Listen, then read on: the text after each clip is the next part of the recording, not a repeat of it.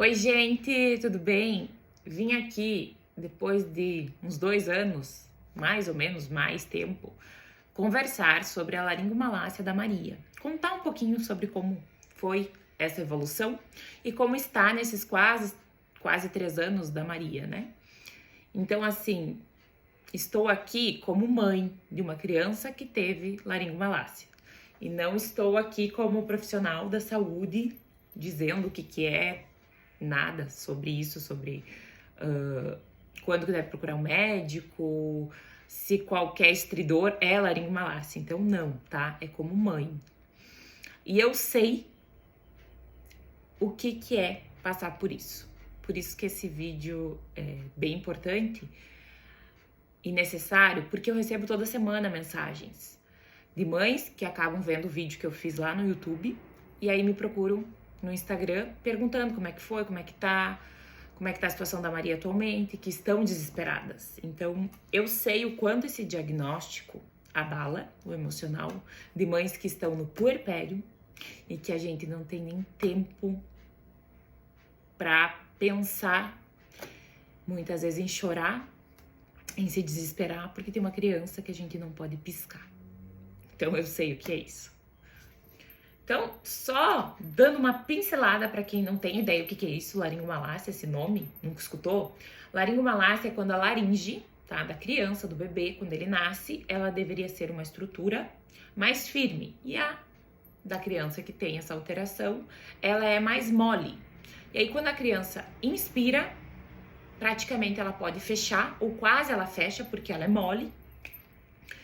E aí acaba fazendo um barulho, um estridor, que posso deixar aqui o videozinho da Maria, desse barulho.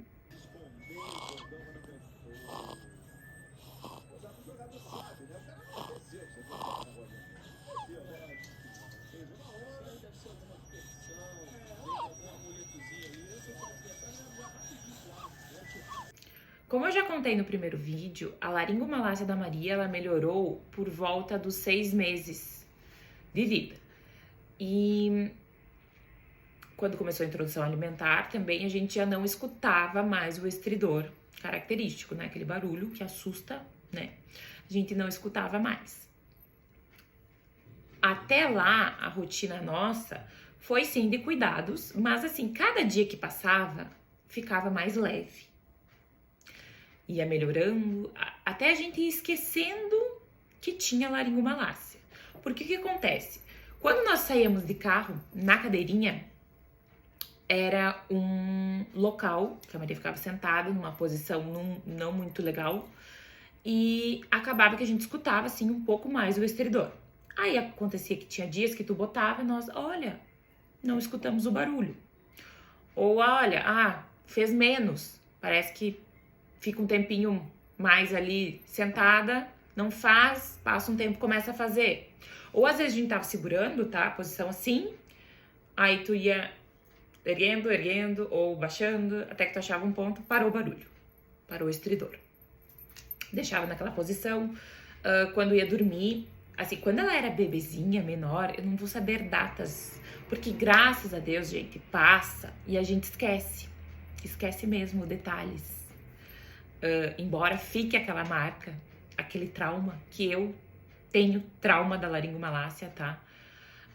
Até hoje eu não consigo ouvir a Maria chorando, que eu quero resolver de imediato, logo. O choro dela é algo que me abala mais do que o normal, assim, de uma mãe escutar a criança chorando, né? Então, são resquícios da laringomalácia, né? Nos pais. Mas, assim, então, nós íamos dentro da rotina nossa, cuidando. O dormir, gente, era o pesadelo. Pais de crianças com isso sabem que eu, quando chegava à noite, eu já entrava meio em pânico, assim, porque eu sabia, né? Vai que a gente durma e não veja que ela se engasgou, que faltou ar, que aconteceu alguma coisa ali. Então, esse é o medo característico, tá? A Maria dormia bem inclinada, isso eu já contei naquele outro vídeo, tá? Então, não mudou muito até os 6 meses essas condutas que a gente teve. Só a gente foi percebendo gradativamente a melhora, tá? Não foi assim que acordou num dia, foi dormir, acordou, tava tudo ok, não tinha estridor, não tinha isso, não tinha aquilo. Não. Nós íamos percebendo assim, de repente uma posição, eu lembro que primeiro ela tinha que mamar sentada. Pensa um bebê de dias, 7 dias quando a gente descobriu, ela sentadinha na perna, mamando. Era assim. Depois a gente começou a ver que na posição um pouco deitada no braço, a gente já conseguia melhor, ela não tinha tanto esforço. Depois um pouquinho mais deitada, mais inclinada. Isso que a gente ia percebendo que ia melhorando, tá? Então essa melhora bem gradativa. E fica o alerta até porque muitos bebês acabam não conseguindo mamar por conta do esforço e que não consegue ao mesmo tempo de estar mamando, respirando tão bem, acabam não ganhando o peso ideal. Então esse é um dos sinais de alerta, né?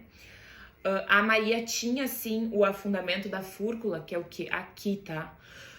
Não vou conseguir fazer, né? Porque não tem alteração, mas é aqui, tá? Quando a gente tem algum esforço. Tanto que faz uma semana que a gente teve consulta com a otorrino. E até foi uma das questões que a gente conversou sobre isso. Se esse afundamento aqui poderia, em alguma GRI que ocorreu, né, quando ela era bebê. Aí a Maria teve um episódio de bronquiolite. A Maria começou na escola e teve um episódio de bronquiolite. Faz 2 meses isso. E aí a gente percebeu que afundava muito o pescocinho.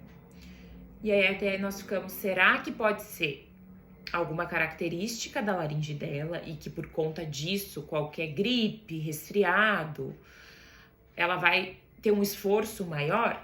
Ficamos nessa dúvida e como tínhamos consulta com o otorrino, não fomos por conta só desta dúvida, tá? Então era uma outra consulta e aí nós conversamos com ela e ela disse que provavelmente não, tá? Pode ter sido mesmo por conta da bronquiolite que ela fez um esforço, tá? Respiratório por conta do vírus que ela tava. Então, não, tá bom? A Maria operou da ptose, né? A gente operou em outro país e um dos medos era esse, por conta da anestesia. O que aconteceu? A médica anestesista nos chamou logo depois que começou a cirurgia e falou que foi um pouquinho mais difícil, sim, na hora de entubar a Maria, que eles não conseguiram descer com o tubo e que eles usaram a máscara. Uma máscara que ela desce só até a entrada aqui, assim, da laringe dela, tá? Que era o meu maior medo, isso. Então, assim, Maria fez a cirurgia com 10 meses, não fazia tantos meses que a gente tinha visto uma melhora. Antes da cirurgia, nós consultamos com a otorrino, foi repetido os exames e estava tudo ok. Ela deu um parecer sobre a laringomalácia dela, que a gente levou lá pra viagem. Como mãe, eu sempre tive medo se a Maria pudesse cansar mais facilmente durante uma brincadeira, se o respirar iria ser normal. Outra questão, a fala. Só que, como eu falei, dentro da nossa rotina, a gente vai esquecendo muitos, porque vai passando e a gente vai vendo uma melhora excelente e acaba que a gente não tem mais aquele olhar de alerta o tempo inteiro. Muda bastante.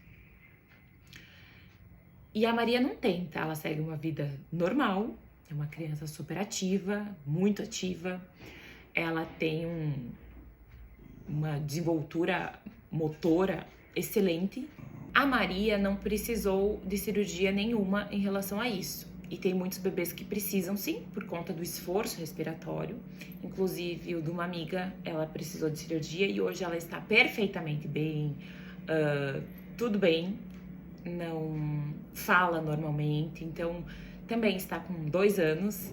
E usou por 1 mês um medicamento que era um parecido com o omeprazol. Ele tinha outro nome, eu não vou ficar dizendo miligramas porque eu realmente não me lembro. Não tenho, acho que anotado isso, não tenho nada.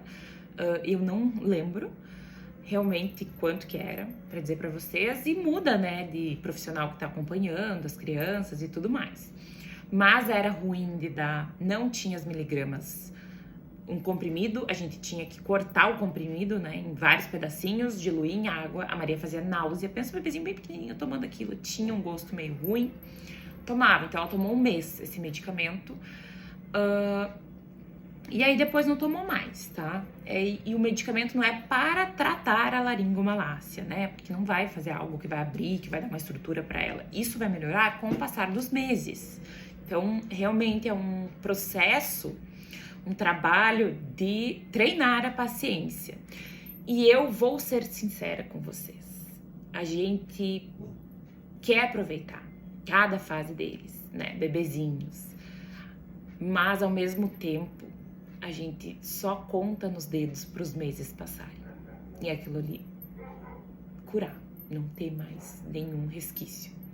E ao mesmo tempo tu pensa, não, eu não posso pensar desse jeito, porque eu tenho que aproveitar cada fase, né, do meu filho, mas realmente, em alguns momentos a gente pensa. Eu lembro que eu contava nos dedos, que chegue logo os 3 meses, porque diz que tem uma melhora grande nos 3 meses. Que chegue. E ao mesmo tempo eu pensava, nossa, só tô contando que seja já fevereiro. Hoje, eu não vou dizer que eu me arrependo, mas eu olho fotos da Maria menorzinha, e embora eu e o Daniel, a gente participou de todos os momentos da Maria, a gente esteve todo o tempo com ela. A gente conseguiu conciliar nossa profissão. Eu sei que não é todas as famílias que conseguem, mas literalmente, se eu não estava com a Maria, estava o Daniel. Que a gente acabou criando essa confiança um no outro, porque quem estava o tempo inteiro com ela era nós. Nós que sabíamos como que ela tinha que mamar. Em caso de urgência, o que era para nós fazer. Era aquela confiança. E aos poucos isso também foi melhorando, tá?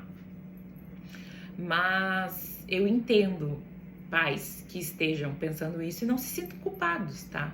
Porque a gente quer que passe logo aqueles dias turbulentos, aquela pressão que a gente tem e que a gente se cobra de querer estar feliz, de querer sorrir, sendo que a gente tá por dentro destruídos. E as mães, principalmente num puerpério, que eu não sei dizer nem se eu senti alguma coisa do meu puerpério, não sei dizer pra vocês. Porque eu literalmente, eu não dormia, que eu tinha que estar de olho, eu tava assim, alerta o tempo inteiro. Eu não dormia porque eu tinha que estar ali olhando ela pra ver se ela não ia se engasgar. Eu não gostava de dar mamar. Inclusive até postei um vídeo sobre isso, sobre a amamentação. Não foi um momento prazeroso pra mim, de ligação com a Maria, que ficava olhando. Eu sabia já antes, por conta do problema na mama que eu tive, que eu não ia conseguir provavelmente dar mamar. Mas o pouco leite que eu produzi, e eu tentava pôr a Maria no peito, era horrível, gente, era horrível mesmo. Ela tinha muito esforço respiratório, parece que era muito mais do que numa mamadeira. Aí parecia que o narizinho trancava ali, e pra quem não sabe como que é a laringomalácia, não conhece, a sensação que dá é que realmente é que a criança pode estar com o nariz trancado, que precisa dar uma respirada assim para destrancar e respirar um pouco melhor. Então não foi um momento prazeroso, eu não gostava nem de dar a mamadeira, não que eu não gostava, era um momento de tensão para mim. O meu marido conseguia ficar mais tranquilo e dar a mamadeira, então eu preferia que ele fizesse isso. Eu segurava depois para rotar, se fosse o que fosse necessário. Mas depois a gente vai pegando o jeito, como eu falei. Primeiro eu era super sentada, eu morria de medo. Depois eu já consegui dar a inclinada e aí eu fui pegando mais confiança e tudo foi melhorando com o passar dos dias. Por conta disso, da laringomalácia, praticamente nós não recebemos visitas. E só com máscara. Era um cuidado extremo. Talvez quem via de fora achava um excesso, mas não era, tá, gente? Era necessário ter esse cuidado. Nós ainda tínhamos muito casos de Covid, gripes, e aí nós tínhamos sim esse cuidado. Eu não estava bem para receber uma visita, né? E mães sabem, quando eu recebi o diagnóstico da laringomalácia, eu não tinha ideia o que era. E eu pensei, ela vai respirar sempre assim? Ela não vai conseguir fazer um esporte? Ela não vai conseguir correr? Ela vai cansar na escola? Como é que vai ser? 1000 coisas passando na cabeça, tá? E aí, justamente, procurando sobre o assunto, eu lembro que encontrei uma mãe, que a filha dela já tinha 5 anos, e aí eu mandei pra ela, mandou várias mensagens contando como que foi o processo deles. O da filha dela era bem mais grave, que ela conseguiu dormir deitada com 1 ano de idade. Então, assim, foi a única mãe que eu consegui conversar, a filha dela já tava com 5 anos e tava super bem. Então, acalma muito a situação. Por isso que quando passou tudo, que a Maria fez a cirurgia da ptose, eu sempre prometi que eu ia contar, ia gravar os vídeos falando sobre isso. Porque eu me senti perdida. Perdida na laringomalácia e perdida na ptose. Muito mais. De revirar o mundo pesquisando tratamento. Encontrar o melhor médico do mundo, confiar, levar para outro país operar. Então, assim, foi... A gente cresce em meses ali, e a gente tem que ter um psicológico muito forte e fortalecer essa parte pra gente se manter em pé, porque tem uma criança que precisa da gente ali, em desenvolvimento. O que eu tenho pra dizer pra vocês? Vai passar, passou pra nós, eu nem lembro da laringomalácia, só lembro quando eu procuro os vídeos, não me sinto bem de olhar os vídeos, sei que passou, que tudo isso fez a gente muito mais forte, a Maria muito mais forte, ela trouxe um propósito pra nós de vida que mudou tudo. Vai passar, é difícil. São dias que não acabam, à noite principalmente, mas a gente aguenta, a gente sai mais forte de toda essa situação. Aproveitem cada momento das crianças. Por mais que a gente queira que passe logo, que a gente vire essa página e nem lembre da ptose, da ptose ou da laringomalácia, né? Da laringomalácia, a gente tem que aproveitar as crianças, cada momento dele. E eu sei que aquele barulhinho, daquela respiração, aquele esforço respiratório, ele fica marcado na gente. Mas ele passa. Passa como tudo na vida passa. Fases boas, fases ruins. Então, fiquem calmos. Acalmem o coração. Vai passar. Eu tenho certeza que essas crianças que tiveram esse diagnóstico vão melhorar, vão crescer saudáveis, não vai interferir em nada. Então, como eu falei, eu tive exemplos próximos, conversei com mães, poucas que conheci, mas que as crianças estão 100% saudáveis, bem. Então, fiquem tranquilas, que vai passar, e fiquem fortes. Se ficou alguma dúvida sobre o assunto, eu me coloco à disposição. Pode deixar aqui nos comentários que eu vou respondendo vocês sobre o que tiver a meu alcance e eu conseguir ajudar.